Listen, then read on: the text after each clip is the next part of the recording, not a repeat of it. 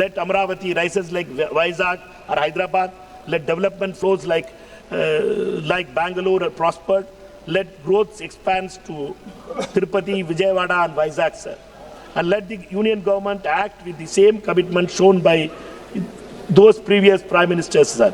We support this bill, but we demand accountability, we demand justice, we demand special category status, sir. Thank you, sir. Very good.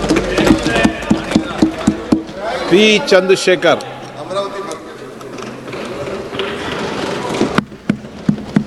आपकी लोकसभा भी अमरावती है ना? ये लोकसभा अमरावती है. Sir, today I would like to speak in Telugu, sir, my native language, because this is a historic and an emotional moment for all of Andhra Pradesh, sir.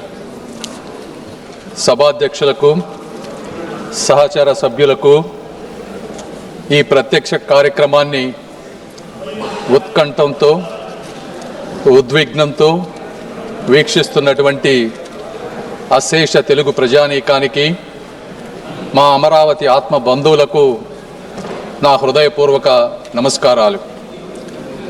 ఆంధ్రుల కలల రాజధానిగా అమరావతికి చట్టబద్ధత కల్పిస్తూ అమరావతి ఆంధ్రప్రదేశ్కు ఏకైక రాజధాని అని ప్రస్తావిస్తూ దేశంలోనే మొట్టమొదటిసారిగా రాజధానిని నిర్మించే ఈ చారిత్రక ఘట్టంలో అమరావతి బిడ్డగా ఈ సభలో ప్రసంగించడం నాకు అదృష్టంగాను గౌరవంగాను భావిస్తున్నాను. ముందుగా తరతరాలుగా సాగు చేస్తున్న భూమిని రాజధాని నిర్మాణం కోసం త్యాగం చేసిన రైతన్నలకు వందలాది రోజుల దీక్షతో శాంతియుత ఉద్యమం చేసిన మహిళామ తల్లులకు హృదయపూర్వక కృతజ్ఞతలు తెలియజేస్తా ఉన్నాను. సార్, కృష్ణానది ఒడ్డున ఆంధ్రప్రదేశ్ నడిబొడ్డున ఉత్తర దక్షిణ ప్రాంతాలకు సమాన దూరంలో 3000 సంవత్సరాల నాగరికతకు నిదర్శనం ఈ అమరావతి. శాతవాహనుల సామ్రాజ్యానికి సాక్ష్యం ఈ అమరావతి. సంస్కృతి, శాంతి, విజ్ఞానానికి యుగయుగాల నిలయం ఈ అమరావతి. బౌద్ధ స్తూపాలు, శిల్పాలు, శాసనాలతో విరాజిల్లినటువంటి పవిత్ర భూమి ఈ అమరావతి. అలాంటి అద్భుతమైన ప్రాంతాన్ని ఒక్క రూపాయి ఖర్చు లేకుండా ప్రపంచంలో ఎక్కడా జరగని విధంగా ఎవరిని నొప్పించకుండా ఎవరిని కదిలించకుండా 60 రోజులలో 29,000 రైతుల స్వచ్ఛంద భాగస్వామ్యంతో 34,000 ఎకరాల భూమిని సేకరించి అమరావతి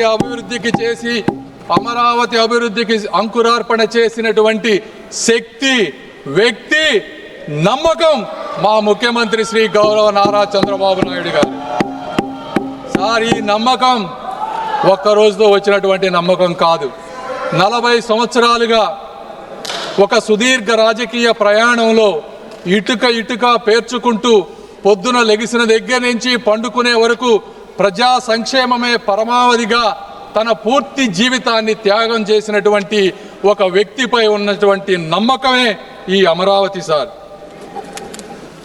ఆ వ్యక్తిని నమ్మి, రాష్ట్ర హామీని నమ్మి ప్రపంచ స్థాయి రాజధాని వస్తుందని తమ పూర్వీకుల జీవనాధారాన్ని అక్కడ రైతులు వదులుకున్నారు. సార్, 2019 ఆంధ్రప్రదేశ్ జరిగినటువంటి సార్వత్రిక ఎన్నికల్లో ఆ రోజు ఉన్నటువంటి జగన్మోహన్ రెడ్డి గారు పాదయాత్ర చేసి ఊరు తిరిగి ఈ ప్రాంతం చిన్న ప్రాంతం, ఇక్కడ 3 రాజధానులు సరిపోవు, ఈ అమరావతిని ఆంధ్రప్రదేశ్లో ఇంకా అద్భుతంగా ముందుకు తీసుకువెళ్తానని చెప్పి అధికారంలోకి వచ్చారు. సార్, అయితే అలాంటి మహాయజ్ఞాన్ని అధికారంలోకి వచ్చిన తరువాత అధికార వికేంద్రీకరణ పేరుతో 3 ముక్కల రాజధాని అనే పేరుతో ప్రజలను మభ్యపెట్టి 5 సంవత్సరాల అమూల్యమైనటువంటి కాలాన్ని ఆంధ్ర ప్రజల భవిష్యత్తుని కూడా వృధా చేశారు. సార్, 3 ప్రాంతాల మధ్య చిచ్చు పెట్టారు. సార్, నేను ఇక్కడ చాలా బాధతో కొన్ని విషయాలు చెప్పాలనుకుంటా ఉన్నాను. ఇది రాజకీయ విమర్శ కాదు. సార్, 29,000 మంది రైతులకు జరిగినటువంటి అన్యాయం, అవమానం గురించి మాట్లాడాలి. సార్, ఆ రైతులని పెయిడ్ ఆర్టిస్టులని పిలిచారు. సార్, ఈ సభలో ప్రస్తావించలేని వ్యాఖ్యలతో మహిళలను ఇబ్బందులకు గురి చేశారు. వారిని చూసి నవ్వారు. అమరావతిని మర్చిపోమ్మన్నారు. 30-40 సంవత్సరాలు తన భూమిలో పంటలు పండించిన రైతులు వారి గ్రామాల్లో తిరగటానికి ఐడి కార్డులు చూపించమన్నారు సార్. 144 సెక్షన్ అమలు చేసి వారి స్వేచ్ఛను అడ్డుకున్నారు. సార్, ఈ బాధ ఇక్కడితో ఆగలేదు. న్యాయస్థానం నుండి దేవస్థానం వరకు 45 రోజులు మహాపాదయాత్రలో రైతులను అమానుషమైనటువంటి హింసకు గురి చేశారు. మేకులతో ఉన్నటువంటి లాఠీలతో వారిని కొట్టారు సార్. గర్భిణీ మహిళలపై బూట్ల కాళ్లతో తన్నారు. ఆఖరికి మహిళా దినోత్సవం రోజున ఆలయానికి వెళ్ళినటువంటి మహిళలపై కూడా దాడి చేశారు సార్. వారి భోజనంలో ఇసుక వేశారు. అయినా కూడా వారు ఎక్కడా కూడా వెనకడుగు వేయలేదు. రోడ్లను శుభ్రం చేసి వీధుల్లోనే భోజనం చేశారు సార్.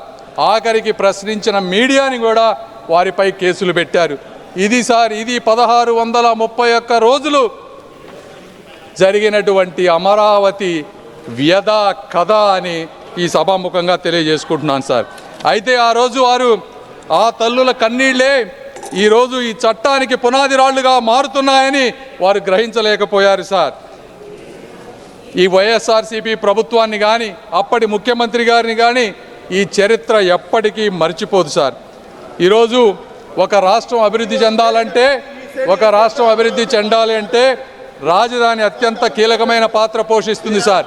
కర్ణాటక ప్రాంతంలో బెంగళూరు అనేది 50% ఆర్థిక వాటాను, తమిళనాడులో చెన్నై 40% ఆర్థిక వాటాను, తెలంగాణలో హైదరాబాదు 55% ఆర్థిక వాటాను అందిస్తూ కీలకమైనటువంటి పాత్ర పోషిస్తూ ఉన్నారు సార్. అదే ఆంధ్రప్రదేశ్కు మీ రాజధాని ఏది అంటే చెప్పుకోలేని అవమానంతో గత ప్రభుత్వంలో ఆంధ్రలో ప్రజలు జీవించారు సార్. ఇప్పుడు నిర్మించబోయేటువంటి అమరావతి ఆంధ్రప్రదేశ్ ఆర్థిక వ్యవస్థకు ప్రధాన కేంద్రంగా రూపుదిద్దుకొని రాష్ట్ర అభివృద్ధికి ఒక గ్రోత్ ఇంజిన్ గా కూడా మారబోతోంది సార్. సాధారణంగా అభివృద్ధి అంటే భూసేకరణ పరిహారం మాత్రమే. आप भी ध्यान रखना जो सदन के सदस्य नहीं हो तो आप पूर्व के विषय को नाम मत लो और रख दो. आप भी मत लेना, ये भी नहीं लेंगे. चलिए. సార్, కానీ ఆర్థిక వ్యవస్థలో మొట్టమొదటిసారిగా ఒక పేద రైతుని భాగస్వామ్యం చేసి ఆర్థిక అభివృద్ధిలో వారిని కూడా ముందుకు తీసుకువెళ్ళేటువంటి మార్గం ఈ అమరావతి దేశానికి చూపించింది సార్. 2014 ఆర్థిక ఆంధ్రప్రదేశ్ పునర్వ్యవస్థీకరణ చట్టం ఆ రోజు రాష్ట్రానికి ఒకే రాజధాని ఉండాలని నిర్దేశించింది సార్. అయితే ఆ సమయంలో ఆ రాజధాని ప్రాంత పేర్కొనకపోవటం వల్ల చట్టపరమైనటువంటి అనిస్థితి రాష్ట్రంలో రాజకీయ అస్థిరతకు దారితీసింది. ఈ విషయంపై హైకోర్టుకి రాజధాని రైతులు వెళ్ళినప్పుడు 2022లో ఆ రోజు ఉన్నటువంటి ఫుల్ బెంచ్ ఒక స్పష్టమైన తీర్పునిచ్చింది. రాష్ట్ర రాజధాని నిర్ణయించటం లేదా మార్చటం వంటి అధికారాలు రాష్ట్ర అసెంబ్లీ పరిధిలోకి రావని, ఆ అధికారం కేవలం పార్లమెంటుకు మాత్రమే ఉందని స్పష్టం చేసింది. దాని ఆధారంగా ఆంధ్రప్రదేశ్ కేబినెట్ ఆంధ్రప్రదేశ్ రాష్ట్ర రాజధాని అమరావతి అనే ఏకంగా తీర్మానం చేసింది. అధ్యక్ష, పెట్టుబడి మరియు అభివృద్ధి అనేది ఒక కీలకమైన అంశంపై ఆధారపడి ఉంటాయి. సర్టనిటీ, స్టెబిలిటీ అనేది కావాలి. పెట్టుబడిదారులు గందరగోళంలో పెట్టుబడి పెట్టరు. బ్యాంకులు, అంతర్జాతీయ సంస్థలు రాజకీయ అస్థిరత్వానికి రుణాలు ఇవ్వవు సార్.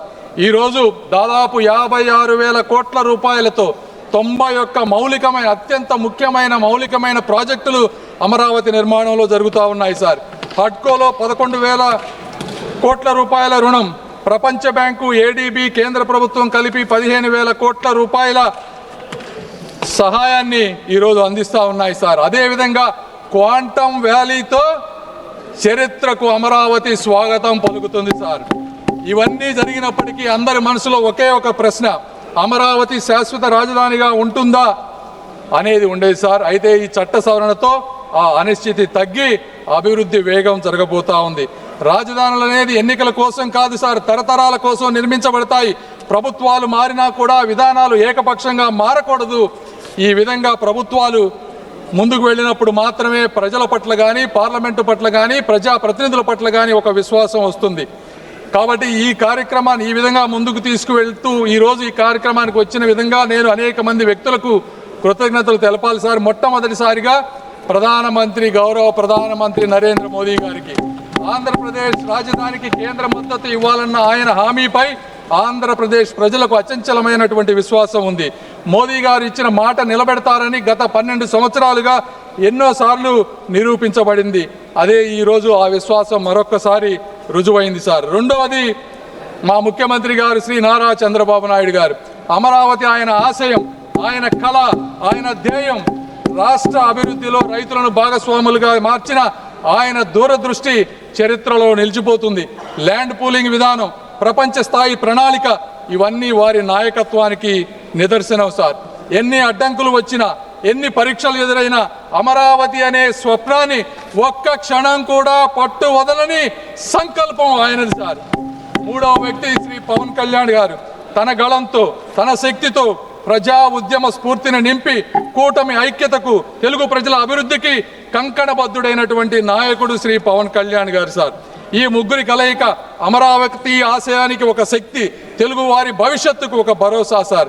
అదేవిధంగా ఈ కార్యక్రమాన్ని ముందుకు తీసుకువచ్చిన మరొక ముఖ్యమైనటువంటి ఇద్దరు వ్యక్తులు అమిత్ షా గారికి, అదేవిధంగా వెనక ఉండి ముందుకు నడిపిస్తున్నటువంటి మా యువ నాయకులు నారా లోకేష్ గారికి కూడా కృతజ్ఞతలు సార్. అదేవిధంగా ఇందులో ఇంకొక వ్యక్తిని కూడా మనం ప్రస్తావించాలి సార్. అమరావతిని అణిచివేయాలని, ఆపివేయాలని ఆయన చేసినటువంటి ప్రయత్నం సామాన్యమైనది కాదు సార్.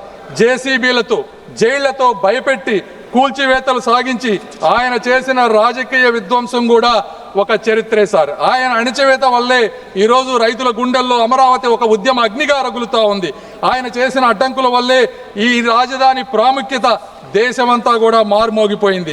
ఆయన సృష్టించిన అస్థిరత వల్లే నేడు పార్లమెంటు సాక్షిగా అమరావతికి తిరుగులేని చట్టబద్ధత కల్పించాల్సిన అవసరం కూడా ఏర్పడించింది.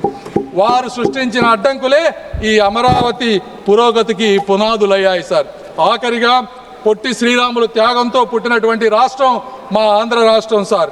రైతుల త్యాగంతో రూపుదిద్దుకుంటున్నటువంటి రాజధాని మా అమరావతి సార్. ఆత్మగౌరవ పునాదులపై తెలుగు జాతిని మేల్కొల్పిన అన్న నందమూరి తారక రామారావు గారు వంటి చరిత్ర మా తెలుగు చరిత్ర సార్. ఆంధ్రులు ఎక్కడ ఉన్నా కూడా అక్కడ అభివృద్ధి వికసిస్తుంది.